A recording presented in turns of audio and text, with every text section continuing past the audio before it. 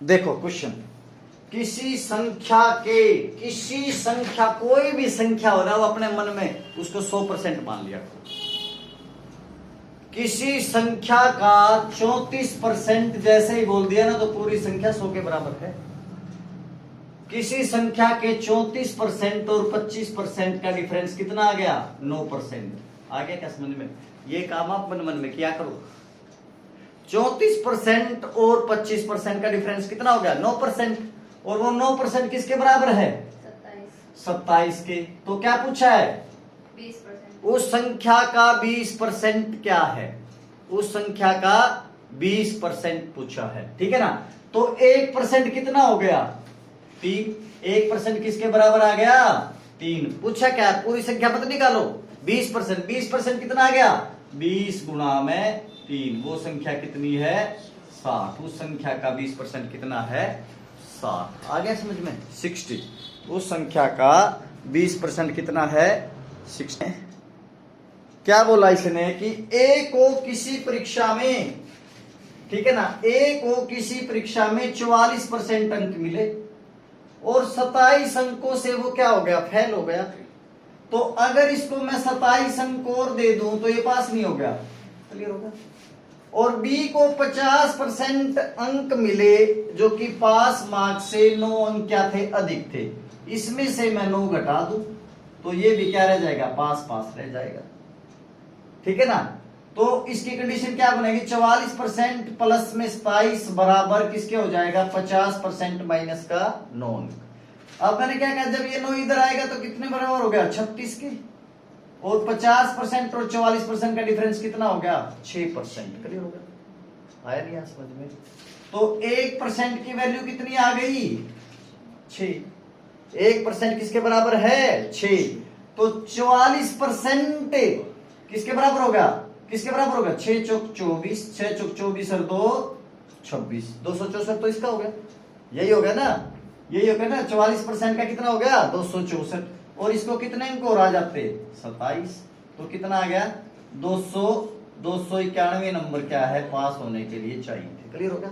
लेकिन इससे भी निकलेगा या 600 का 50% कितना हो गया? 300। माइनस का 9 घटा दो, ये भी कितना आ गया? 291। तो टोटल मार्क्स 600 है। पास होने के लिए कितना चाहिए? 291। 290। देखो भैया बच्चों ध्यान से इस क्वेश्चन को, क्या कहा इसने कि जो प्रिंसिपल अमाउंट है 600 रुपए, आपका प्रिंसिपल अमाउंट कितना है? 600 रुपए।